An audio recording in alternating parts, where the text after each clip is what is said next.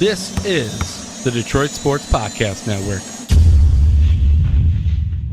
I was trying to get it how I live. I want them dead presidents. I want to pull up, head spin, get fly. I got 6 jobs. I don't get tired. I don't get tired. I don't get tired. Get fly. And we are still not tired on this week's episode of Two Bad Hombres. I am your host, Vito Geronimo Chirco, alongside my usual sidekick and broadcast partner and fun. That is Doc from Doc and Jock, John Charles McElroon. John, how are you doing? The executive producer of the network, the sports reporter for the network, the president of sales for the network, and the fine producer of this podcast. I'm back, baby. I love all my titles. I love working with you. What up, Vito? How Have you you doing? patted yourself on the back enough here? Well, Do you need me to genuflect now and bow in your direction and make you feel happy? you haven't taken the hint that co-host and sidekick and broadcast partner in fun is nice. It's sweet, but it doesn't fill me up. It doesn't boost doesn't my do ego. enough for you, huh? No. Okay. So you can keep You have doing that that. big ego to boost up. I know that much. So I want to, you can continue to introduce me as that, and I'll introduce myself in the manner in which I see fit. And, So you need more than one introduction. One for me, and then your own introduction as well. You gotta be Exactly. kidding me, man. Awesome, Who are brother. you? Who are you? I see you hobnobbing with NFL ballers. Yeah, sure. Somebody sneaker ball this past weekend was very fun at the SMSB football headquarters, commemorating the 15th anniversary of Somebody football. Started back in 04, had a lot of alums come back to be a part of the night's festivities, including JD, Jordan Lewis from the Dallas Cowboys. You had Damon Webb from the Tennessee Titans, Super Bowl champion Brandon Graham from the Philadelphia Eagles, Nick Perry, formerly of the Green Bay Packers, many former alums to hobnob with and to celebrate the evening with. And it was full of fun. There was great food, a nice VIP reception, dinner, and program. And you had a lot of former youth football players that went through the SMSB Football Academy, and then you had some kids that were singing too, and they were great. The Larry Lee and the Back in the Day band performed, so a lot of great entertainment, a lot of good people to see, as well for me to meet and greet and to network with, and I had a hell of a time doing social media for the evening, and I got to enjoy myself too. And all for a good cause. I really appreciate those organizations that help out those that are less fortunate, giving away the 1,000 cleats. Now, I want to address something too, because obviously there was coverage on websites. Click on Detroit did a piece, and someone commented under, the reporting of the event, and it kind of got me just to thinking a little bit and to ask you this question: do you think that an event like that, giving away cleats, giving away helmets, giving away stuff and gear to kids that are less fortunate, is actually the right way to go? Because somebody commented and was a little bit negative and was like, oh, you're giving away all this stuff to kids and parents who can't afford it. And it was kind of put in a negative tone. And it got me to thinking a little bit, yes, it's great to give, back to the communities and to give people gear. But at the same time, it's also an interesting talking point to say, how do you feel about maybe promoting the game of football, in which, some people are wondering, is this game really healthy, and the viability of this game going forward? Really? You're naysaying somebody and what I've done, what Curtis and the staff at SMSB has done over the course of the last 15 years. Not naysaying, I'm just replying to a comment that I saw. Somebody was saying, oh my goodness, why are you guys giving away this stuff? Parents should just take care of it for their kids. And somebody else was like, messaging under there too was like, there was kind of a little bit of a couple, obviously some people are a little bit stronger, but I thought it was an interesting discussion in that, what? Should the game of football continue to be promoted to kids because of the fact that, it's kind of a dangerous sport? And two, in that, giving away cleats, giving away something, does it devalue it? Do you think the kids really appreciate stuff that's given to them as opposed to maybe having to work for it or having to do something to actually go out there and earn something? So I just wanted to ask you about it. Okay, fair enough. That was a thread under there. You know what? If the kids can't afford it, it's a good cause giving them these cleats. They can't afford, their parents can't afford, their family members and friends can't afford, let's say.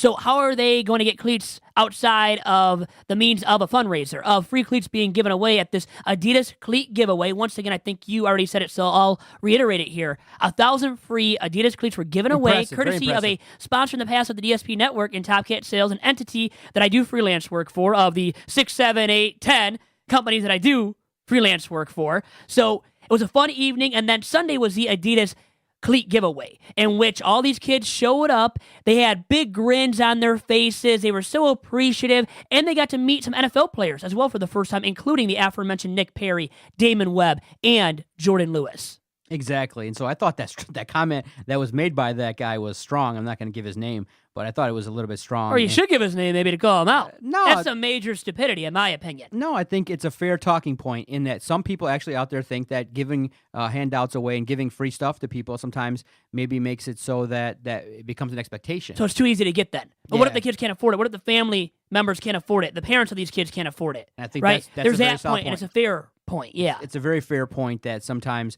it's not the kid's fault. And I think the point to be made is it's not a kid's fault, and we don't want to, at the same time, we don't want to, exclude people that could definitely want to play a sport that could help a lot of people. And as long as everyone knows that football is violent and they kind of are paying attention to the health and safety risks that are out there, that are getting good coaching and making sure that they're tackling properly, then the game of football can be viable. But I think that people are openly talking about it. I saw a segment on Real Sports that's talking about how right now the game of football is just trending toward inner city kids playing the game more and more, and suburban kids, their parents are kind of going, you know what, too dangerous, and they're taking their kids out of football. The decline of football enrollment in these youth camps and things like that are pretty sharp and pretty significant.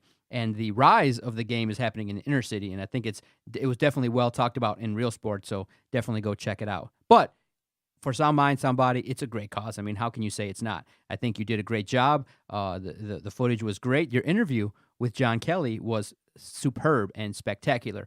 And it's good to make a contact with somebody that played in the Super Bowl, a Super Bowl loser, but played in the Super Bowl as a rookie. J.K. Shuttlesworth on Twitter, which is based off of Ray Allen's name in the He Got Game movie. Exactly. So he grew up liking that movie and loved skateboarding growing up, and more than football. Still skateboards to this day in LA, where it's the scene, right? There are professional skateboarders, skateboarding legends specifically, that have started out in LA or have moved to LA and have dominated in that profession. So JK, John Kelly that is, he is big into the game of skateboarding, and he's all about it, man. I mean, he loves it a ton, and that was exuded to me when I was talking to him during that interview that you mentioned, which was on last week's episode of Two Bad Hombres. And I think it's the highest compliment you can pay to a podcast and a podcast network to tell us that we keep it sick and we keep it real all the time. We're all about it, and I appreciate the tweet from John Kelly,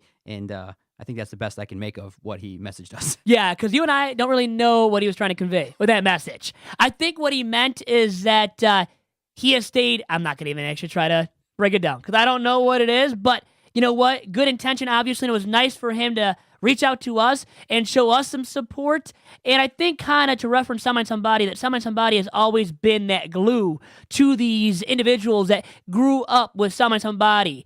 And it was their go-to program they went through for getting better as football players, but also better inside the classroom. And Sound Mind Somebody is about the books, too. And no play without the books. So if you're not, by the way, academically eligible, doesn't matter how great of an athlete, how great of a football player you are, because you're not getting on the field unless you have that certain GPA.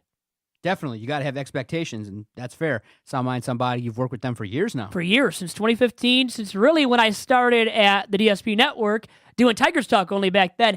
Now we're doing Two Bad Hombres, and you had brought up that football is too violent, but guess what? It's not going where.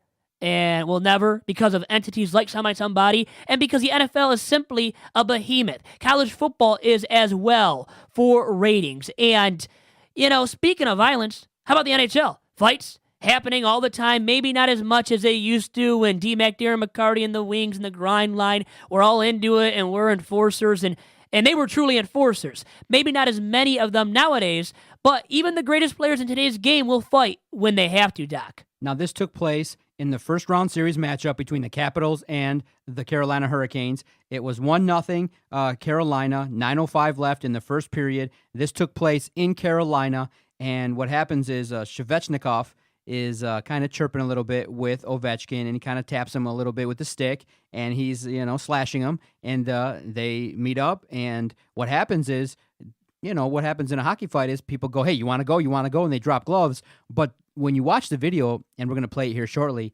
there's a noticeable size difference between this young teenager and Ovechkin.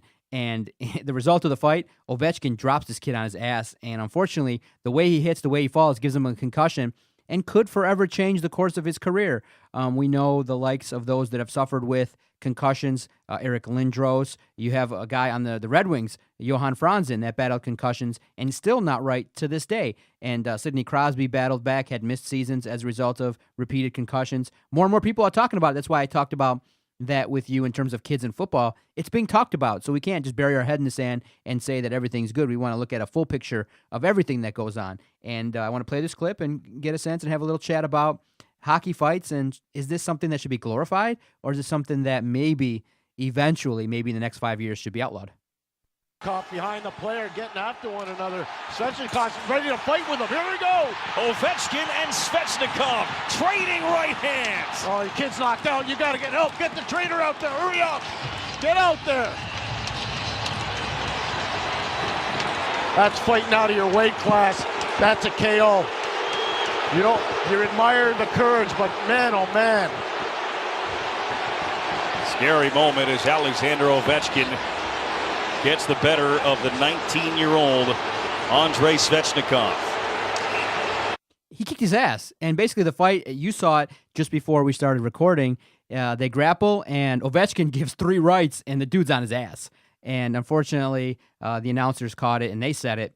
It was fighting out of your weight class, and give the kid credit for standing up for himself and the Hurricanes. But man, I think it was a bad move, and he got dropped. And here's the part that people don't talk about. I mean, even as this kid is on the ice, kind of shaking a little bit, obviously suffering a head injury, you got members of the Capitals banging their sticks on the board, and they're all excited. Everybody's just into it. And looking at it now, hockey fights were cool back then, and that's what kind of got us into the game. But knowing now the ramifications of what can happen when you have repeated head injuries, I think they got to take it out of the game.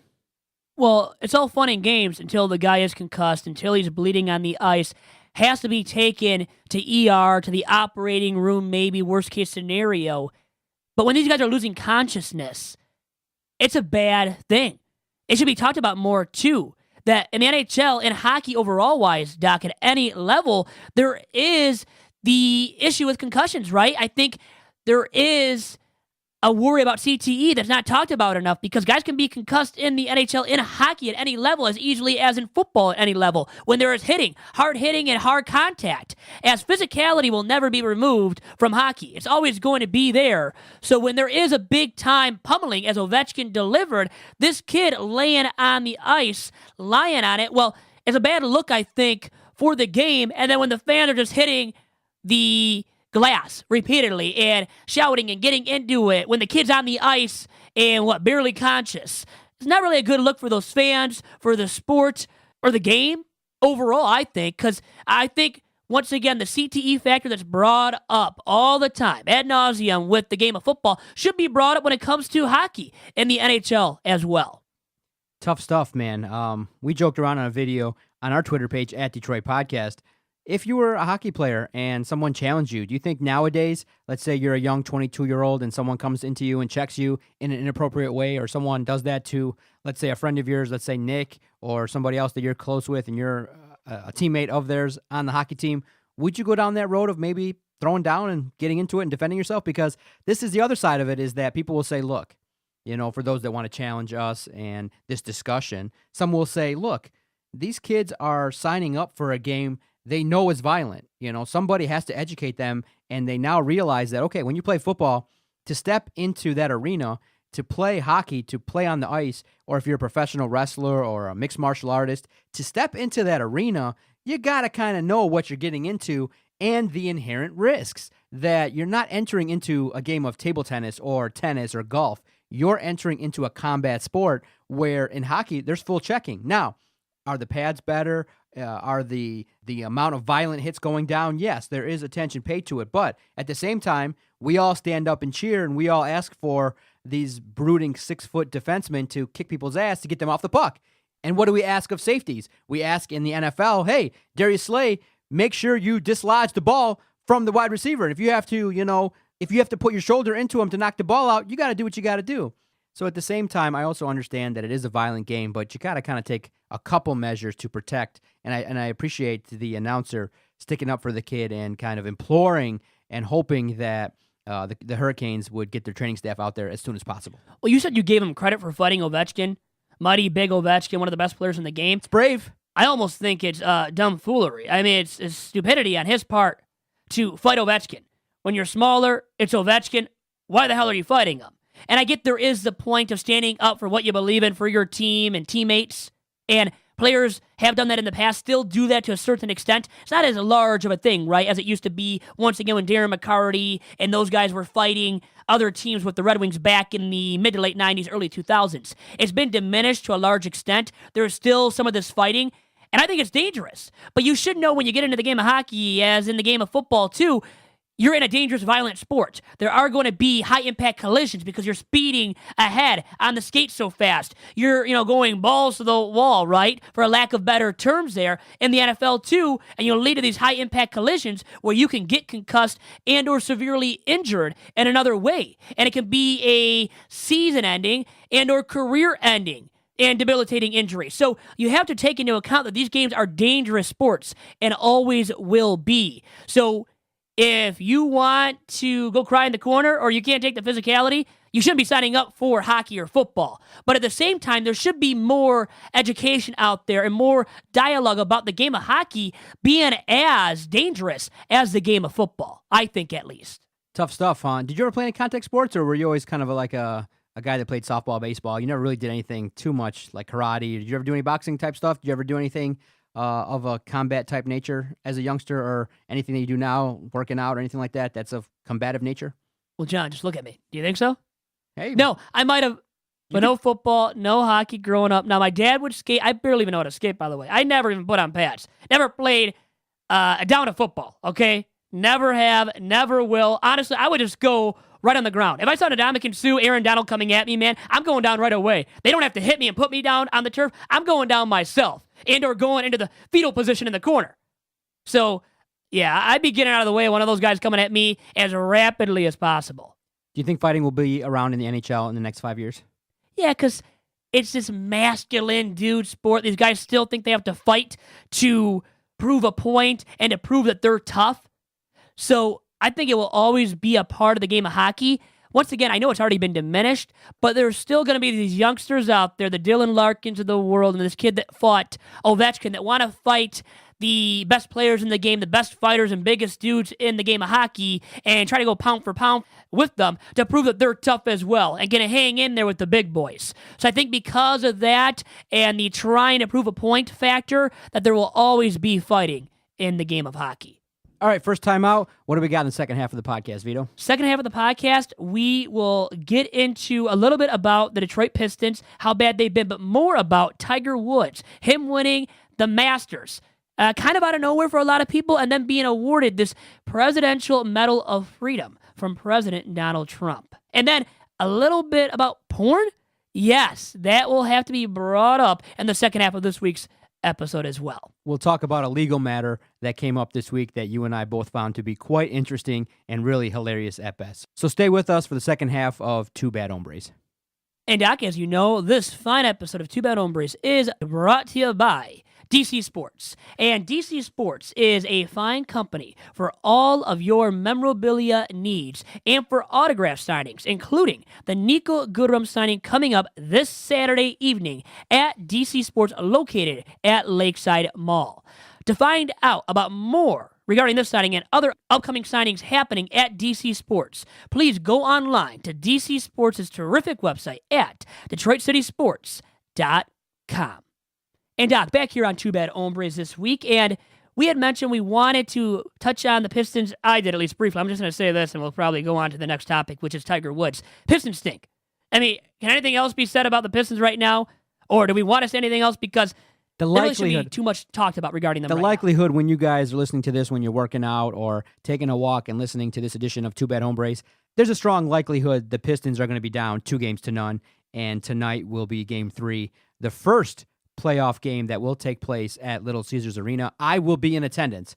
Now, I got free tickets. Someone's treating me for my birthday. Having turned 40, somebody had RSVP'd to my party but could not make it, and they wanted to pay it back, and they said, what do you want to do? And I said, you know what, let's go to LCA. Let's go watch the game, and let's go boo the Pistons. Yeah, which is what a lot of people, I think, are going to be doing but here's for the Game thing. 3 at LCA. Here's the thing, okay? When Blake Griffin, who is injury-prone, gets injured after 75 games, and you slip from the 6th position down to 8th, and the Pistons are forced to play the Bucks, one of the best teams, not only in the Eastern Conference, but in the entire NBA. It's not fair. So the Pistons are, after Game 1, are obviously embarrassed. They were basically booted off the court. They were down like 20-4 within 5 minutes of the game, and Andre Drummond embarrassed himself and embarrassed the franchise. The performance of the Pistons as a whole was terrible. I would expect that Game 2 was a little bit more competitive, but if we sit here today and it's 1-1, I'd be shocked. I'd be shocked if the Pistons won a game in this series because of the fact that Blake Griffin's a huge question mark. And again, the part that's so infuriating to me, and you heard my rage on Doc and Jock this week, everybody knew that Blake Griffin was injury prone. How many times do I have to say it? We said it across, 40 podcasts. Blake Griffin trade, it's not the best. Why? Why would you make this move? But Tom Gores took a chance. And this year, Blake Griffin performed. But guess what? This is even worse in that when you needed him most, he's not there. And he's hurt. And he's, fighting with the trainers per se. I think it's all a narrative. I do think that I do trust Vincent Goodwill. Now, he's kind of doubled back a little bit after his initial report, but he came out and said sources told him that there's a pretty strong chance Blake Griffin doesn't see the court at all this series, which would be really awful for PR for the Pistons because that's what he's known for. Unfortunately, he doesn't have a good reputation. He's known as being injury prone, and this is worse because of the fact that you need him now. But some people will say on the other end, they'll say, look, the Pistons were getting their ass kicked with Blake Griffin, so really what does it matter? In the end, the Pistons, they need to rebuild. They need to tear it down. They're going to do it, but they're going to do it in the slowest manner possible. And the biggest question mark that people have is, will Tom Gores allow the management, the upper management, to actually dictate this rebuild and move on from Reggie Jackson and Andre Drummond? You need to move on from these guys because here in Detroit, I don't see a future. I don't see that level of productivity that you're going to need to actually elevate. You see what Giannis is doing? You see the level of passion that he showed? Whereas our guys shoving him out of the way and getting ejected in the first game, Giannis is balled out. Who's to say that Reggie and Andre couldn't step up and drop 20 points each and lead the team and at least make it a 5-point game, cover the spread? I mean, the spread was 12, and everybody bet the Bucks. That's why the line went up. They had to go, oh, damn, we have to give the Pistons more points here. That's what happened when the line moved. The line moved up to give the Pistons more points because of the heavy amount of people that saw the 12 points and bet the Bucks. That's ridiculous on a lot of levels that people would bet the Bucks that heavily at plus 12 to move it to 14. You could have got 14 points and you still would have lost your money if you bet the Pistons plus 14 in Game 1. And Shane Norling, host of the Wanna Bet podcast, which airs every Wednesday, he said it's a safe bet to bet the Bucks laying the points every time. You know what? They'll cover the majority of these 10-point spreads, going forward. So it's just, I would hope that tonight in Game 3, the Pistons are more competitive, that they show a little bit more heart, that they don't look outmatched. But I'm not hopeful for that. Pistons have been despicable, pitiful, horrible, miserable. Every kind of adjective you can use to describe and express negativity, the Pistons have been. Good luck to you at LCA in Game 3, watching that game. I wouldn't even go, if I got free tickets, I would look for something else to do for free rather than that, Doc, to tell you the truth. So good luck to you tonight at Little Caesars Arena. And after Game 1, you have Andre Drummond tweeting a reporter because she asked a simple question. She asked Andre, what's your reaction to getting ejected? And he said, jokingly on TV and to her, he said, well, I got a chance to take an early shower. which really doesn't play well to the fan base, but she tweeted it, and he comes out and tweets her back, Jennifer Hammond of Fox 2, and says, you did me dirty. I've been good to you the entire season, and when we're down, you're going to put the knife in? That's not what you should be doing. She asked you the question. You answered it. Most reporters are not going to, not tweet stuff out that could be informative. And some people will say, well, it's out of context. You're not tweeting the whole thing. Look, Twitter allows you only 140 characters. Yeah, you could tweet the entire interview and transcribe it all, but she asked you that question. If you don't want to look bad, don't answer it that way. Just say, look, it was in the heat of the moment. We were getting our tails kicked in. I had to establish myself. I probably shouldn't have did it, looking back in hindsight, but we got to play better in game 2, which is kind of what he said, but he really didn't atone for that really silly kind of foul that he gave Giannis. And the part that I think rubbed people the wrong way was you fouled Giannis, and then it's a hard foul, and then you extend your hand to pick him back up. Nobody liked that. It's going to be a sweep, and it's going to be a wasted year again. You know what? Can there be a forfeiture here by the Pistons? I mean, I would like it to be done in 2 or 3 games. 3 games are the most. I know people were joking around saying a 3-game sweep. No. People would love for that to happen right now as Pistons fans, I think. Vito, I was dying. I'm a tennis guy, and what happens is when players get injured, they just kind of stop the match right halfway retire. through. And then they call retiring. They retire. Pistons retire. The Pistons should Please, after that game 1, just retire. Score, it was 121-86. Just retire. And Blake Griffin isn't even playing in this series now, more than likely. And I'll just say this and leave it at this.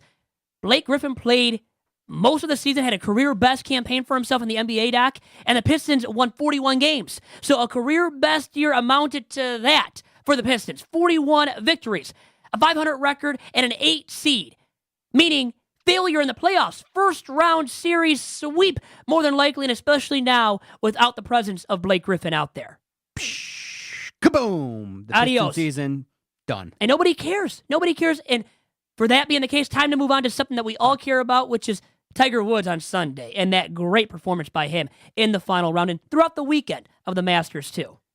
I love the fact that the Masters started at 9 a.m. It was great because it was Palm Sunday. I had to go to church at 11, so I couldn't sit and watch the entire thing, but the first hour and a half, I got a chance to watch it.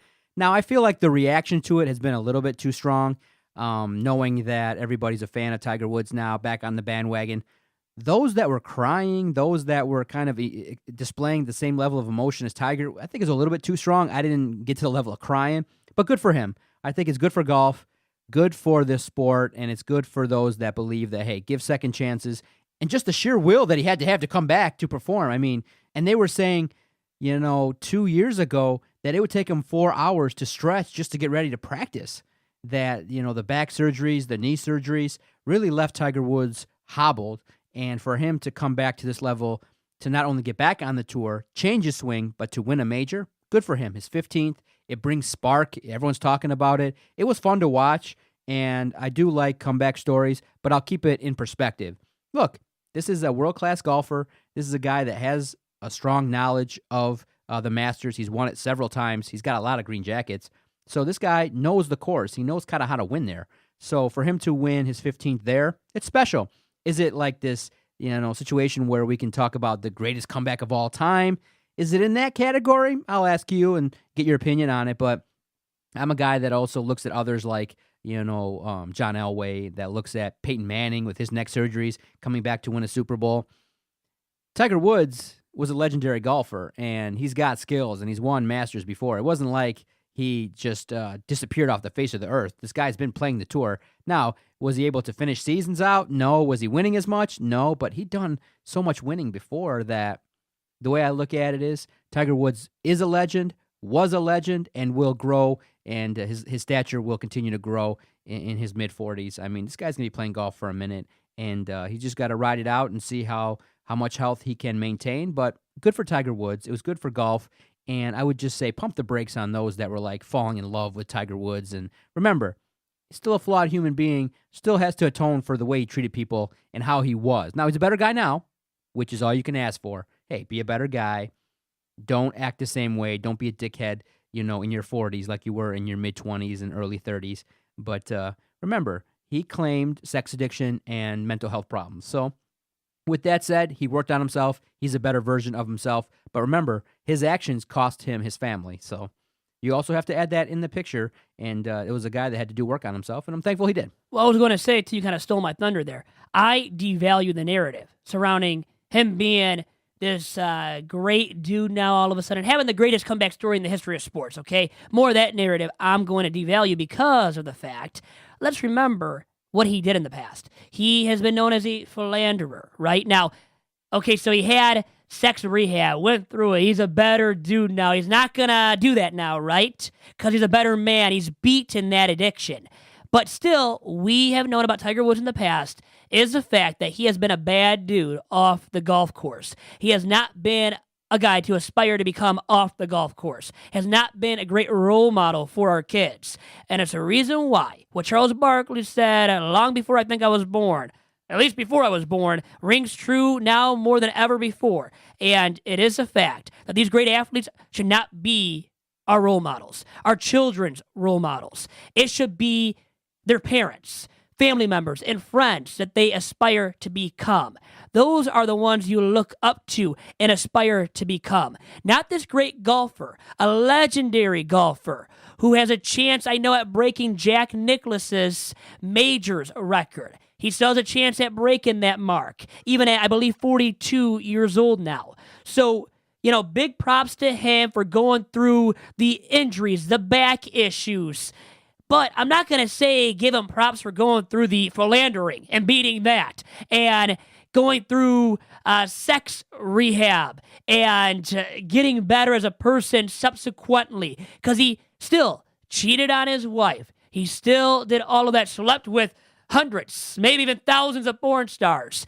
And as a result, you can't advocate that and what he did in the past. You have to bring up all of that, realize he has had his demons, and who says he's truly beaten all of those demons too, Doc? So, as a result of all of that I just spoke about, Doc, I devalue the narrative of this being the greatest comeback in the history of sports. And I know that's the off-the-field issues regarding Tiger Woods and his past, but I still think it's worth talking about. And it seems like all of us as media members and fans alike, Doc, have forgotten about his past track record and now are praising him and lifting him up and saying he's the greatest human being around. And I don't like that. I don't stand for that whatsoever. Do you think he breaks Jack Nicklaus's record? You think he takes it down, maybe wins a couple more majors and gets to that level? So I don't think he breaks his record, though. Now, does he win another tournament, another major or two? Sure. But to break his mark past 40 years old, obviously still a great golfer, winning the Masters. So, and now anything can happen, right? All bets are off regarding Tiger Woods in future tournaments and future majors. Yet I still believe that because before Sunday he really, in recent memory, has choked on the final day of tournaments, that he's not going to break Jack Nicklaus's record for majors won at this point. Did you watch any of it? I did. On Sunday, I did watch attentively, too. And I didn't see the beginning like you. And I wasn't at church. I have to acknowledge that. I didn't go to Mass on Sunday. But I do typically. But I did miss out on Palm Sunday. And I am accountable for that. But I had a Sign Somebody event for the Adidas cleat giveaway. I had to be at early in the a.m. So I missed out on Tiger early and all the other golfers early on Sunday subsequently. Oh, Dom told me you were organizing your porn collection. Organize a porn collection. Well, there is a story about that now. And a man suing his parents for getting rid of his porn collection. How about that? And the value was, I think, the most egregious part. I couldn't believe the value. $90,000? Was that high in porn collection? How much porn do you have, bro? So the way he phrased it in lawsuits was that he had vintage porn. He had porn from companies that are no longer around. Classic porn, right? Classic porn, yeah. Vito. It's important to realize, too, that, the emotional attachment, the emotional distress that this likely caused this gentleman. This gentleman probably now is no longer able to work. He probably is thinking about it all the time. I mean, he probably can't do his podcast now because he's thinking about how, the memories that he had with those movies. Remember, Vito, I don't know. You don't seem like a guy that might have like a collection of like 40 movies, but I'll ask. In your collection, because I know you got to have a couple nudie mags and a couple magazines that are inappropriate and a couple videos that might not be of the best variety. How many you got? I'm a Christian. I'm a Roman Catholic. I don't get into that, okay? We'll never get into it. But have I looked up videos, the educational type? Yes, I have, to learn about a thing or two in the past. But very educational videos. I'll leave it at that. Where do you think this lawsuit's going to go? It's going to be dismissed, right? This can't go forward. It should be. How is that even a valid lawsuit? About porn? Can you Come on. Can you put monetary value on your emotional connection to your porn collection? I think it's hilarious. Yes or no? I think it's sad of this individual that he has an emotional connection this deep to porn. Porn of all things. This man must be demented and a sad human being. I think it's a terrible lawsuit, one in which I think it should be thrown out. It's ridiculous at best, but in the end, it probably, if the judge wanted to be, stern with this person, he should say, look, it's your responsibility to take care of your collection, right? You're supposed to kind of put it behind a wall, put your collection where somebody can't go and destroy it, right? You can't just go out there and neglect your porn collection so that your family can throw it away. You got to take better care of it, right? It's his fault. Well, the thing is, how would this stand up in court? If you were the judge and then declare this to be a valid case and go forward with the lawsuit and judge in favor of this man filing the lawsuit, how pitiful would it look for the judge? And then it'd be funny if the judge just pulled out, I know it wouldn't happen ever, okay? But if the judge just pulled out his own porn collection and said, here's all my porn right here, buddy. Let's see what you have. Let's compare. Let's compare here your porn collection to mine. That'd be hilarious. Never going to happen. I know that much. But once again, it goes back to the point. How would this lawsuit hold up in court? And how would the judge look if he or she rules in favor of this guy filing this lawsuit? That guy, that individual, male or female, should lose his or her right to practice, to be a judge, if he or she held up this lawsuit in court. One final topic, Vito, what do you got? So one final topic for Two Bad Hombres this week is the fact that I'm going to shout out to the masses here. I am going tonight, once again, to Nico Goodrum's signing at DC Sports at Lakeside Mall. We'll be there. And once again, DC Sports is the sponsor of this episode of Two Bad Hombres on the Detroit Sports Podcast Network. You can follow the podcast on Twitter at Two Bad Hombres, to the numeral 2, then Bad Hombres, and the podcast network on Twitter at Detroit Podcast as well. And really quick, I will bring this up to you, Doc, regarding the NBA playoffs. Who takes it home? Man, Boogie Cousins going down was a major injury. I do think the Warriors are playing well, but I like the Bucks to get to the finals. Yeah. I think they could be the representative. The 76ers had a good stand. After their first game, that loss, people were concerned. They came back with a blowout over Brooklyn. I love the playoffs. I love the atmosphere going on right now. In both the NBA and the NHL, I'm really shocked that Tampa Bay's down 3-0 to Columbus. The NHL playoffs are going on. It's very competitive, a lot of series at 1-1. I'm very impressed with what's going on in the NHL. A lot of competitive series. Not too many series are taking place where the teams are mismatched, and it's really producing some quality hockey and some really enjoyable times now in the postseason. So I'm enjoying it all the way, and I'll look more into it as the first round progresses in both the series. But I really like what I see in the Warriors, and I like what I see in the Bucks. I think that would produce an unbelievably entertaining finals if it were the Bucks and the Warriors, but maybe the Celtics, 76ers as well could give the Warriors a run for their money. Did you know that the Bucks had the most regular season victories this season with 60? More than Golden State, more than the Rockets, more than everybody else out there. I believe, though, Doc, the biggest threat to the Bucks in the Eastern Conference are the Boston Celtics at this point. With Kyrie Irving could go off, Gordon Hayward playing better basketball. I know Marcus Smart is out now for the majority of the playoffs. Actually, it looks like the entirety of the playoffs. So that's a huge blow to the Celtics. But I still believe the Celtics at this point, how they're playing, are the biggest threat to the class of the Eastern Conference, which is the Milwaukee Bucks. In the Western Conference, the clear-cut class of the West still is the Golden State Warriors, who did lose Game 2, though, in epic fashion. Had a 31-point lead, Doc, and blew it to the LA Clippers in Game 2. So a devastating loss for the Warriors, who also lost to injury. I believe you already noted it too. Boogie Cousins. How devastating of a blow could that be? We will see as the playoffs do progress. Now, really quick, you are going to witness history tonight in Game 3 at Little Caesars Arena. The first. I will be there. The first playoff contest that will take place in Little Caesars Arena. Before we get out of here, 2/3 full, over, under. What do you think? Under. Will the crowd go out? Probably a lot of tickets can be really cheap. You can go out there maybe for $10 to $15, get a playoff ticket. Not the best seats, but you can get into the building. Will the fans, probably being down 2-0, support this team? Well, after the Bucks blow out the Pistons by 20 in Game 2, half full. I'm going to say less than 2/3 full. I'll say that. Less. So it could be half full then. Now, my question to you now. So, okay, Pistons are making history. First home playoff game in the history of Little Caesars Arena. Who will play the first meaningful home playoff game in the history of Little Caesars Arena. It's meaningful. Wings or Pistons? No, Vito, it's meaningful. First meaningful home playoff game. It's not the Pistons right now in Game 3. No, it'll be the Red Wings then if it's meaningful. I think so too with their young core. The first team to win a series probably will be the Red Wings. Yeah. I think it's kind of inevitable. Mm-hmm. Sad truth. And hard pill to swallow for the Pistons, but that is the reality surrounding the Pistons and the state of the franchise as we speak right now here on Too Bad Hombres, Doc. Great podcast recording, sir. If you want to follow Vito on Twitter at Detroit Podcast, follow the show at Too Bad Hombres. If you've agreed, disagreed with anything that you've heard, feel free to leave a voicemail, 248-579-8686, or message the network. We appreciate it. Do you have a porn collection that is worth a lot of money? Please holler at me then on Twitter at Vito Jerome. Adios, everyone.